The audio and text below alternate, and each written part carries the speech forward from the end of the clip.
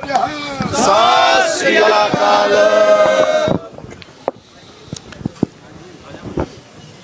जिस धरती ते खड़े हैं, जिस सरजमीन ते खड़े हैं, उथों एक अजीब जिहड़ी प्रेरणा मिलती है, इहदे च एक वाइब्रेशन आ, वो आपदे आप ही महसूस हुंदी है गल। सो गुरु साहब की बख्शी हुई फतेह की सांझ पाइए, आगाज करिए। वाहिगुरू जी का खालसा, वाहिगुरू जी की फतेह। इस धरती ने प्रेरणा दिती ते बाबा बंदा सिंह बहादुर ने खालसा राज की स्थापना की। आगाज भी इत्थों ही होया। साडी पातशाही दावा इत्थों रखिया गया। इत्थों उस पातशाही दावे ने एक जिहड़ी उहदी नींह या फाउंडेशन इत्थों बनी। उदों बाद 18वीं सदी च बाबा बंदा सिंह बहादुर की रियासत तो बाद 18वीं सदी च जाने आपां, जदों फिर असीं संघर्ष कर रहे सी, पछाण दा, होंद दा सिरां दे मुੱਲ पई आंदे सी, नेजियां ते टंगे गए सिर, मीर मन्नू तो लैके मसे रंगड़ तो लैके होर बथेरा जुल्म किया गया। अफगानियां ने, दुरानियां ने, मुगलों ने, पर कौम नहीं डोली। उस वेले कौम दे महान जरनैल जिहड़ी गुलाम मानसिकता, देखो जिहड़ियां रियासतां हुंदियां, हमेशा ही रियासतां दी एक थोड़े उत्ते दबाव, जिहड़ा मानसिक दबाव हमेशा बनिया रहिंदा भी इहो जी कोई गल ना हो जे भी सानू फड़ लैण, सानू जेलां च सिट देण। उस वेले तां फिर मारन लगे भी मिंट लाउंदे हुंदे सी, अज किसे होर ढंग नाल मारदे आ। ये दबाव हमेशा एक मानसिक दबाव बनिया रहिंदा और कौम आपदी होंद दा, आपदी पछाण दा संघर्ष लड़ रही होवे ते मानसिक दबाव नाल नाल चल रहा। इहनूं समझण दी कोशिश करिए। तां साडे 18वीं सदी दे जरनैलां ने अज जिहड़े आपां घर छत्ती बैठे आ, उदों भी उन्हां दे घर हुंदे सी, जमीन जायदादां सब सी। 18वीं सदी दे जरनैलां ने ये गल सोची भी इस गुलाम माहौल च रह के असी सही कोई कौम नूं सेध नहीं दे पा रहे। जंगलों च चलो, एक आजाद माहौल च जाके लड़ाई लड़ी जाए, जिथे अगले फैसले उस आज़ादी तो प्रभावित होकर ले जान, ना कि ये गल सोच के भी इस हुकूमत ने, इस रियासत ने सानू तसीहे देने या सानू जेलों च डकना। जदों ये विजन जरनैलों कोले हुंदे आ ते जरनैल कौम दे बारे सोच रहे आ, उदों ही नींह रखी जाती आ। उस 18वीं सदी के संघर्ष ने नींह रखी भी महाराजा रणजीत सिंह दा खालसा राज होंद च आया। 40-50 साल कौम ने राज किया, राज करके ये दिखाता भी किस तरह एक भाईचारक सांझ नूं रखते हुए बिना कोई दंगे नहीं होए उस राज च। इस राज के 75 सालों के इतिहास च देख लो किन्ने दंगे होए होने आ। ते उस समय जदों अज दी तरह की कोई एजुकेशन नहीं सी, अज दे तरह के एजुकेशनल इंस्टीट्यूट्स नहीं सी, कोई आधुनिकता नहीं सी। उस समय 40 तो 50 सालों के राज च कोई दंगा नहीं, कोई फांसी नहीं, किसे धी भैन की विपत्ति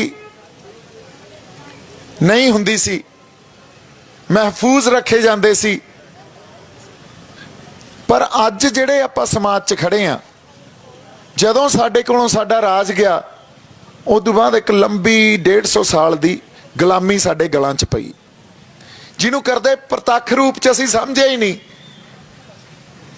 उहदी पहली समझ उदों आई जदों संत जरनैल सिंह भिंडरां वालियां ने ये गल कौम नूं समझाई भी असीं गुलाम आ,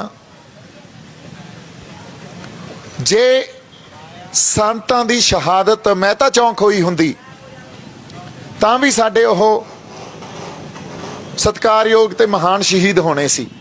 पर जे ओही शहादत अकाल तख्त साहब ते होई ते हुकूमत ने टैंक चढ़ाए साडे सब तो मुकद्दस स्थान ते, ये गल प्रतख रूप च साडे समझ आ गई भी जे इत्थों तक जा सकते आ फिर किसी भी हद तक जा सकते आ। हुण उस वेले तक संत आप दमदमी टकसाल दे मुखी सी ते टकसाल दी एक परंपरा सी भी जदों भी कोई मुखी जांदा या अकाल चलाना करदे आ अगला मुखी थाप जांदे आ। संतां ने अगला मुखी भी नहीं थापिया। इहदे पिछे कारण सी, इहदे पिछे एक बहुत बड़ा कारण यह सी क्योंकि ये गल संतां नूं समझ आ चुकी सी भी जिहड़ी लड़ाई आ वो साडियां संस्थावां दी या साडियां ऑर्गेनाइजेशनस दी या पार्टियां दी या टकसालां दी लड़ाई नहीं है। लड़ाई ये तो उत्ते उठ चुकी है। हुण तां सारी कौम नूं इकट्ठे होके लड़ाई लड़नी पऊ। टकसालां दा मुखी थाप के मैं एक टकसाल दी लड़ाई नहीं लड़ रहा, ये तां कौम नूं लड़ाई लड़नी पऊगी। हुण इसे करके वार वार कहते रहे ये गलों लाउणी पैनी है सानूं जिहड़ी गुलामी साडे मानसिक ते शरीरक रूप च भी असीं हंडा रहे हैं। क्योंकि जदों जी करदा साडे ते केस पा दिंदे आ, जदों आपदे हक ने लैण निकलदे आ उदों ही UAPA लगदा, जदों आपदी कौमीयत दी गल करदे आ उदों ही UAPA ला दिंदे आ, जेलां च सिੱਟ दिंदे आ। सो ये गुलामी दीयां निशानियां हुंदियां जिथे तुसीं आपदे हक्कां दी गल नहीं कर सकदे पर सरहदां ते जाके जे तुसीं लड़ोगे फिर तुहानूं देश भगत कहणगे, जे आपदे हक्कां लई लड़ोगे तो फिर तुहानूं देश धरोही कहणगे। सो लड़ाई साडियां पार्टियां तो, साडी ऑर्गेनाइजेशनस तो, साडियां संस्थावां तो उत्ते उठ चुकी है। कौम नूं लड़ाई एकजुट होके लड़नी पैनी आ। पर किन्ने तरह के वखरेवें, किन्नियां पार्टियां, किन्नियां ऑर्गेनाइजेशनस आपस च असीं किन्नियां वंडां च वंडे गए हैं। जदों तक ये गल साडे समझ नहीं आऊगी उदों तक असीं इस तरह ही खुआर हुंदे रहांगे। जदों तक सानूं ये नहीं समझ आऊगा भी जिहड़ा दुश्मन आ वो वाकई रावण वांगू उहदे 10 सिर आ। कदे वो कांग्रेस के रूप च आउंदा, कदे BJP के रूप च आउंदा, कदे आम आदमी पार्टी के रूप च आउंदा, कदे साडे चों ही साडे बंदे उस रावण दे एक सिर नूं रिप्रजेंट करते आ। सानू दुश्मन की पछाण है ही नहीं, सानू दुश्मन की पछाण करनी पऊ ते सानू आपदे जरनैलों की भी पछाण करनी पऊ। ते कौम दे अंदर ਜਿਹੜੀਆਂ अज वखरेवें ते वंडां ठीक आ वो एग्जिस्ट कर रही पर वो तो उत्ते उठना पऊगा। जे वो तो उत्ते नहीं उठे, हुण एक इत्थे आपां एग्जाम्पल अज दी जो प्रेजेंट सिचुएशन च देखते हैं वो ये आ भी जदों जदों बादल साहब सेंटर दे नाल चले, सेंटर उन्होंने वरतदा रहा। एक समा ये आ गया सेंटर नूं ये लग्या भी इन्हां नूं हुण खत्म करो, नवीं धिर खड़ी करते हैं। उन्हां तो पंथ विरोधी काम करा के उन्हां नूं ही खत्म करा गए। सो इहदे नाल होया की उन्हां नूं तां खत्म करा गए पर पंथक स्पेस जिहड़ी पई सी जिथे मान साहब नूं एक कोने च धक के लै गए सी। क्यों? क्योंकि मान साहब बेदाग शख्सियत पिछले 40 सालों तो साडा संघर्ष कर रहे आ पर साडे अगे उन्होंने कदे प्रेजेंट ही नहीं किते। हमेशा प्रेजेंट एक इस तरह करते रहे भी इनू तो सियासत ही नहीं आउंदी, जिवें उन्होंने सारिਆਂ ਨੂੰ सियासत आउंदी है ते मान साहब नूं नहीं आउंदी।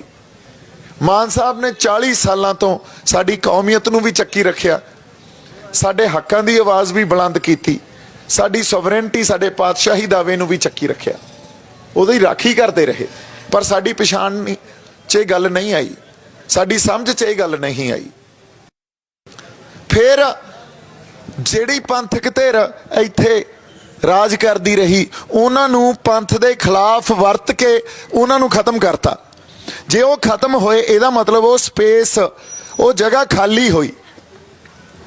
ਤੇ ਅੱਜ ਉਹ ਜਗ੍ਹਾ ਜਿਹੜੀ ਖਾਲੀ ਹੋ ਗਈ ਆ ਉਹਨੂੰ ਕੋਈ ਪੰਥਕ ਧਿਰ ਭਰੂਗੀ ਜਾਂ ਸਰਕਾਰ ਦੀ ਕੋਈ ਧਿਰ ਭਰੂਗੀ। ਇਹ ਸਪੇਸ ਤਾਂ ਭਰੀ ਜਾਣੀ ਆ। ਹੁਣ ਸਰਕਾਰ ਦਾ ਦਮ ਇਹ ਲੱਗਿਆ ਹੋਇਆ ਵੀ ਸਾਡੀ ਧਿਰ ਉਸ ਸਪੇਸ ਨੂੰ ਭਰੇ, ਤਾਂ ਉਹਨਾਂ ਨੇ ਇੱਕ ਆਮ ਆਦਮੀ ਪਾਰਟੀ ਜਿਹੜੇ ਹੱਥਾਂ 'ਚ ਝਾੜੂ ਜੇ ਲੈ ਕੇ ਆ ਗਲੀਆਂ ਨਾਲੀਆਂ ਸਿੰਭਰੀ ਜਾਂਦੇ ਆ। ਸਾਨੂੰ ਤਾਂ ਸਾਡੇ ਗੁਰੂ ਨੇ ਖਾਸ ਬਣਾਇਆ, ਅਸੀਂ ਆਮ ਨਹੀਂ ਆ। ਜਦੋਂ ਇਹ ਪੰਥ ਸਾਜਿਆ ਗਿਆ ਉਹ ਬੜਾ ਖਾਸ ਵਰਤਾਰਾ ਸੀ, ਉਹ ਆਮ ਵਰਤਾਰਾ ਨਹੀਂ ਸੀ। ਠੀਕ ਆ, ਜਿਹੜੇ ਆਮ ਮਨੁੱਖ ਜਾਂ ਆਮ ਤੋਂ ਵੀ ਕੋਈ ਜੇ ਥੱਲੇ ਹੁੰਦਾ ਜਿਹਨੂੰ ਇਹ ਸਮਝਦੇ, ਆਪਾਂ ਤਾਂ ਮਨੁੱਖ ਨੂੰ ਆਮ ਸਮਝਦੇ ਹੀ ਨਹੀਂ, ਉਹ ਤਾਂ ਆਮ ਆਪਦੇ ਆਪ ਨੂੰ ਕਹਿ ਸਕਦੇ ਆ। ਜਿਹੜੇ ਹੋਣ ਹੀ ਖਾਸ, ਜਿਹਦੇ 'ਚ ਗੁਣੀ ਪ੍ਰਮਾਤਮਾ ਨੇ, ਅਕਾਲ ਪੁਰਖ ਵਾਹਿਗੁਰੂ ਨੇ ਆਪਦੇ ਪਾਏ ਹੋਣ, ਉਹ ਆਮ ਕਿਵੇਂ ਹੋ ਸਕਦੇ ਆ? ਉਹ ਕੌਮ ਕਿਵੇਂ ਆਮ ਹੋ ਸਕਦੀ ਆ? ਜਿਹਨੇ ਮਿੱਥ ਸਿਰਜੇ ਹੋਣ, ਉਹ ਕੌਮ ਨਹੀਂ ਆਮ ਹੋ ਸਕਦੀ। ਇਹ ਧਰਤੀ ਨੂੰ ਆਪਾਂ ਜੇ ਕਹਿ ਦਈਏ ਤਾਂ ਆਮ ਧਰਤੀ ਆ, ਹੋ ਸਕਦੀ ਹੈ ਜਿੱਥੇ ਸਾਹਿਬਜ਼ਾਦਿਆਂ ਦੀ ਸ਼ਹਾਦਤ, ਇਸ ਕਦਰ ਐਡੀ ਵੱਡੀ ਸ਼ਹਾਦਤ, ਉਹ ਕੁਰਬਾਨੀ ਹੋਈ ਹੋਵੇ, ਇਹ ਆਮ ਧਰਤੀ ਕਿਵੇਂ ਹੋ ਸਕਦੀ ਆ? ਸੋ ਫਿਰ ਉਸੇ ਤਰ੍ਹਾਂ ਇੱਥੇ ਰਹਿਣ ਵਾਲੇ ਵਸਨੀਕ, ਇਸ ਗੁਰੂਆਂ ਪੀਰਾਂ ਦੀ ਧਰਤੀ ਦੇ ਵਸਨੀਕ ਆਮ ਕਿਵੇਂ ਹੋ ਸਕਦੇ ਆ? ਪਰ ਉਹ ਸਪੇਸ ਭਰਨ ਲਈ ਤੁਹਾਡੇ ਕੋਲ ਇੱਕ ਧਿਰ ਵੀ ਸਿਰਜ ਦਿੱਤੀ ਗਈ। ਉਹਨੂੰ ਇਹ ਵੀ ਕਹਿ ਕੇ ਤੋਰਤਾ ਵੀ ਐਂ ਕਰੋ, ਇੱਕ ਮੌਕਾ ਇਹਨਾਂ ਨੂੰ ਦੇ ਦਿਓ, ਕਿਉਂਕਿ ਉਹ ਸਪੇਸ ਭਰਨੀ ਆ। ਔਰ ਸਪੇਸ ਸਰਕਾਰ ਦਾ, ਸਟੇਟ ਦਾ ਸਾਰਾ ਜ਼ੋਰ ਇਹ ਲੱਗ ਜੂ ਵੀ ਇਹ ਸਪੇਸ ਹੁਣ ਕੋਈ ਨਵੀਂ ਧਿਰ ਆ ਕੇ ਭਰੇ। ਤੇ ਸਾਡਾ ਵੀ ਜ਼ੋਰ ਲੱਗਣਾ ਚਾਹੀਦਾ ਵੀ ਅਸੀਂ ਉਹ ਸਪੇਸ ਨੂੰ ਭਰੀਏ, ਕਿਉਂਕਿ ਦਾਵਾ ਸਾਡਾ, ਸੰਘਰਸ਼ ਅਸੀਂ ਕੀਤਾ। ਜਿਹਨੇ ਸੰਘਰਸ਼ ਕੀਤਾ ਇਸ ਧਰਤੀ ਲਈ, ਜਿਹਨੇ ਜੇਲਾਂ ਕੱਟੀਆਂ, ਤਸੀਹੇ ਝੱਲਿਆ, ਉਹਦਾ ਦਾਵਾ ਬਣਦਾ ਕਿ ਜਿਹੜਾ ਬਾਹਰੋਂ ਆ ਕੇ ਸਾਡੇ ਤੇ ਇੱਥੇ ਥੋਪ ਦਿੱਤਾ ਜਾਂਦਾ ਦਾਵਾ ਉਹਦਾ ਬਣਦਾ। ਇਹ ਸਵਾਲ ਤਾਂ ਪੁੱਛੋ ਆਪਦੇ ਆਪ ਨੂੰ। ਸੋ ਦਾਵਾ ਤਾਂ ਅਸੀਂ ਪੇਸ਼ ਕਰ ਰਹੇ ਹਾਂ, ਸਪੇਸ ਭਰੀ ਜਾਣੀ ਆ। ਤੇ ਜੇ ਕੋਈ ਬਗਾਨਾ ਸਪੇਸ ਭਰ ਗਿਆ, ਸਾਡੇ ਛਿੱਤਰ ਫੇਰ ਪੈਣਗੇ, ਸਾਡਾ ਵਟਿਆ ਫੇਰ ਕੁਛ ਨਹੀਂ ਜਾਣਾ, ਬੇਰਾਂ ਵੱਟੇ ਨਹੀਂ ਪੁੱਛਣਾ ਕਿਸੇ ਨੇ। ਸੋ ਇਸ ਕਰਕੇ ਉਸ ਸਪੇਸ ਨੂੰ ਆਪਾਂ ਭਰੀਏ। ਸਰਦਾਰ ਇਮਾਨ ਸਿੰਘ ਮਾਨ ਜਿੰਦਾਬਾਦ। ਇਹੀ ਜਿਹੜੀਆਂ ਬੇਨਤੀਆਂ ਸੰਗਤ ਨੂੰ ਕਰਨੀਆਂ ਸੀ ਵੀ ਗੱਲਾਂ ਨੂੰ ਸਮਝੀਏ ਤਾਂ ਸਹੀ। ਤੇ ਜੇ ਸਾਡੀ ਆਵਾਜ਼ ਅਸੈਂਬਲੀਆਂ 'ਚ, ਪਾਰਲੀਮੈਂਟਾਂ 'ਚ ਗੂੰਜਣੋਂ ਬੰਦ ਹੋ ਗਈ ਨਾ, ਫਿਰ ਕੱਲ ਨੂੰ ਇਹ ਨਹੀਂ ਅਸੀਂ ਕਹਿ ਸਕਦੇ ਵੀ ਅਸੀਂ ਆਪਦੀ ਹੋਂਦ ਦੀ ਲੜਾਈ ਲੜ ਰਹੇ ਹਾਂ। ਮੌਕੇ ਤਾਂ ਆਏ ਆ, ਅਸੀਂ ਨਹੀਂ ਖੜੇ, ਅਸੀਂ ਨਹੀਂ ਪਛਾਣੇ ਸਾਡੇ ਜਰਨੈਲ ਕੌਣ ਆ, ਸਾਡੇ ਆਗੂ ਕੌਣ ਆ। ਔਰ ਇੱਕ ਹੋਰ ਗੱਲ ਆ, ਕਈ ਤਰ੍ਹਾਂ ਇਹ ਆ ਜਿਹੜੀਆਂ ਇਹ ਸੋਚਦੀਆਂ ਵੀ ਵੋਟਾਂ ਸਾਡਾ ਇਹਦੇ ਨਾਲ ਕੁਝ ਸੁਧਰ ਨਹੀਂ ਸਕਦਾ। ਪਰ ਅੱਜ ਲੋੜ ਇਹ ਆ ਵੀ ਪੰਥਕ ਧਿਰਾਂ ਜਿਹੜੀ ਵੋਟ 'ਚ ਸਾਡੀ, ਵੋਟ ਪੋਲਿਟਿਕਸ 'ਚ ਸਾਡੀ ਨੁਮਾਇੰਦਗੀ ਕਰ ਰਹੀ ਆ, ਉਹਨੂੰ ਇਕੱਠੇ ਹੋ ਕੇ ਸਾਥ ਦੇਣ। ਤੇ ਵੋਟ ਪੋਲਿਟਿਕਸ ਵਾਲੀ ਧਿਰ ਜਿਹੜੀ ਸੰਘਰਸ਼ ਕਰ ਰਹੇ ਆ ਸਮਾਜਿਕ ਲੈਵਲ ਤੇ, ਉਹ ਉਹਨਾਂ ਦਾ ਸਾਥ ਦੇਣ। ਆਪਸ 'ਚ ਕੋਆਰਡੀਨੇਸ਼ਨ ਤਾਂ ਬਣਾ ਕੇ ਚੱਲੀਏ। ਜੇ ਹੁਣ ਵੀ ਵਖਰੇਵੇਂ ਤੇ ਅੱਡ ਅੱਡ ਤੁਰੇ ਫਿਰਦੇ ਰਹੇ, ਫਿਰ ਜਿਹੜੀਆਂ ਸ਼ਹਾਦਤਾਂ ਹੋਈਆਂ ਪਿੱਛੇ, ਉਹ ਸਾਰੀਆਂ ਖੂਹ ਖਾਤੇ 'ਚ ਪਾ ਦਾਂਗੇ ਅਸੀਂ। ਫਿਰ ਸਾਡੀ ਜ਼ਮੀਰ ਤੇ ਅਸੀਂ ਬੇਗੈਰਤ ਹੋ ਜਾਾਂਗੇ, ਗੁਰੂ ਵਾਲੇ ਪਾਸੇ ਮੂੰਹ ਨਹੀਂ ਰਹਿਣਾ। ਇੱਕ ਵਾਰੀ ਜੇ ਮੂੰਹ ਗੁਰੂ ਵਾਲੇ ਪਾਸੇ ਕਰਕੇ ਤੁਰਾਂਗੇ ਤਾਂ ਫਿਰ ਸਾਡੇ ਗੱਲ ਵੀ ਸਮਝ 'ਚ ਆਜੂ ਵੀ ਅਸੀਂ ਲੜਾਈ ਕੀ ਲੜ ਰਹੇ ਹਾਂ। ਸੋ ਲੜਾਈ ਫਸਲਾਂ ਦੀ ਨਹੀਂ ਸੀ, ਨਸਲਾਂ ਦੀ ਲੜਾਈ ਆ ਇੱਥੇ। ਜੇ ਗੁਰੂ ਨੇ ਵੀ ਇਹ ਗੱਲ ਸੋਚੀ ਹੁੰਦੀ ਵੀ ਲੜਾਈ ਫਸਲਾਂ ਦੀ ਆ, ਉਸ ਵੇਲੇ ਉਹਦੀ ਬਾਦਸ਼ਾਹਤ ਦੀ ਆ, ਜੇ ਪਰਿਵਾਰ ਨਾ ਵਾਰਿਆ ਹੁੰਦਾ ਤਾਂ ਕੌਮ ਨਹੀਂ ਬਚਦੀ ਸੀ। ਫਿਰ ਪਰਿਵਾਰ ਵਾਰ ਕੇ ਹੀ ਕੌਮ ਬਚੀ ਆ। ਤੇ ਜੇ ਅੱਜ ਕੌਮ ਖੜੀ ਆ, ਸਾਡਾ ਵੀ ਤਾਂ ਕੋਈ ਫਰਜ਼ ਆ ਨਾ। ਸੋ ਇਸ ਕਰਕੇ ਨਾ ਤਾਂ ਅਸੀਂ ਬੇਗੈਰਤ ਆ, ਨਾ ਅਸੀਂ ਉਹਨਾਂ ਚੋਂ ਆ ਜਿਨ੍ਹਾਂ ਦੀਆਂ ਜ਼ਮੀਰਾਂ ਨਹੀਂ ਜਾਗਦੀਆਂ। ਸੋ ਆਪਦੇ ਅੰਦਰ ਹਲੂਣਾ ਦਿਓ ਇਹ ਪਛਾਣੀਏ ਵੀ ਸਾਡਾ ਕੌਣ ਆ ਤੇ ਸਾਡਾ ਦੁਸ਼ਮਣ ਕੌਣ ਆ। ਹੁਣ ਤਾਂ ਪਛਾਣ ਹੋਣੀ ਚਾਹੀਦੀ ਆ। ਕਿਸਾਨੀ ਸੰਘਰਸ਼ ਤੋਂ ਬਾਅਦ ਤਾਂ ਇਹ ਪਛਾਣ ਸਾਨੂੰ ਹੋਣੀ ਚਾਹੀਦੀ ਹੈ। ਜੇ ਹਜੇ ਵੀ ਪਛਾਣ ਨਹੀਂ ਹੋਈ ਤਾਂ ਫੇਰ ਖਤਾ ਖਾਂਦੇ ਰਹਾਂਗੇ। ਇਸ ਕਰਕੇ ਇੱਕੋ ਹੀ ਇੱਕ ਆਗੂ ਜੋ ਬੇਦਾਗ ਸਾਡੇ ਲਈ ਲੜਦਾ ਰਿਹਾ, ਸਾਡੀ ਕੌਮੀਅਤ ਲਈ ਲੜਦਾ ਰਿਹਾ, ਸਾਡੇ ਲਈ ਸੰਘਰਸ਼ ਕਰਦਾ ਰਿਹਾ, ਸਰਦਾਰ ਸਿਮਰਨਜੀਤ ਸਿੰਘ ਮਾਨ। ਇਹ ਤੋਂ ਇਲਾਵਾ ਮੈਨੂੰ ਤਾਂ ਨਹੀਂ ਕੋਈ ਦਿੰਦਾ। ਇੱਕ ਬੰਦੇ ਦੇ ਨਾਲ ਤੁਰ ਕੇ ਇਹ ਤਾਂ ਕਹਿ ਸਕਦੇ ਹਾਂ ਸਾਡਾ ਆਗੂ ਬੇਦਾਗ ਹੈ। ਸਾਡੀ ਆਵਾਜ਼ ਬਣ ਕੇ ਅਸੈਂਬਲੀ 'ਚ, ਪਾਰਲੀਮੈਂਟ 'ਚ ਉੱਥੇ ਗੂੰਜੂਗਾ। ਕੋਈ ਨਹੀਂ, ਹੌਲੀ ਹੌਲੀ ਉਹ ਕਿਲੇ ਵੀ ਅਸੀਂ ਫਤਿਹ ਕਰ ਲਾਂਗੇ। ਸੋ ਇਸ ਲਈ ਬੇਨਤੀ ਹੈ ਸੰਗਤ ਨੂੰ, ਪਰਿਵਾਰਕ ਤੌਰ ਤੇ ਸਾਥ ਦਿਓ। ਸਾਨੂੰ ਇਹ ਨਾ ਕਹਿਣਾ ਪਵੇ ਸਰਦਾਰ ਇਮਾਨ ਸਿੰਘ ਮਾਨ ਨੂੰ ਜਾਂ ਸਰਦਾਰ ਸਿਮਰਨਜੀਤ ਸਿੰਘ ਮਾਨ ਨੂੰ ਵੀ ਅਸੀਂ ਵੋਟਾਂ ਮੰਗਣ ਆਏ ਆ। ਇਹ ਤਾਂ ਸਾਡਾ ਫਰਜ਼ ਹੈ। ਇਹਨਾਂ ਨੂੰ ਕਹੀਏ ਸਰਦਾਰ ਜੀ ਤੁਸੀਂ ਬੇਫਿਕਰ ਰਹੋ, ਸਾਡਾ ਹੀ ਕੌਮੀਅਤ ਦੀ ਸਾਂਝ ਆ, ਸਾਡੀ ਕੌਮੀ ਸਾਂਝ ਆ, ਸਾਡਾ ਪਰਿਵਾਰਕ ਫਰਜ਼ ਆ ਵੀ ਅਸੀਂ ਤੁਹਾਡੇ ਨਾਲ ਹੀ ਆ। ਇੱਕ ਵਾਰੀ ਆਪਦੀ ਧਿਰ ਪੈਦਾ ਕਰੀਏ, ਪੰਜਾਬ ਦੀ ਸਿਆਸਤ ਸਿਰਜੀਏ ਤੇ ਉਹ ਸਪੇਸ ਜਿਹੜੀ ਖਾਲੀ ਹੋਈ ਆ, ਉਹ ਵੈਕਿਊਮ ਜਿਹੜਾ ਕ੍ਰੀਏਟ ਹੋਇਆ ਉਹਨੂੰ ਭਰੀਏ। ਨਹੀਂ ਤਾਂ ਉਹ ਬਗਾਨੇ ਭਰ ਜਾਣਗੇ, ਸਾਡੇ ਹੱਥ ਪੱਲੇ ਫੇਰ ਕੁਛ ਨਹੀਂ ਪੈਣਾ। ਇੰਨੀਆਂ ਕੁ ਗੱਲਾਂ ਆਪਾਂ ਕਰਨੀਆਂ ਸੀ। ਮੇਰੇ ਵੱਲੋਂ ਬਹੁਤ ਸਾਰਾ ਪਿਆਰ ਤੇ ਸਤਿਕਾਰ। ਜਿਉਂਦੇ ਵਾਸਤੇ ਰਹੋ। ਵਾਹਿਗੁਰੂ ਜੀ ਕਾ ਖਾਲਸਾ, ਵਾਹਿਗੁਰੂ ਜੀ ਕੀ ਫਤਿਹ।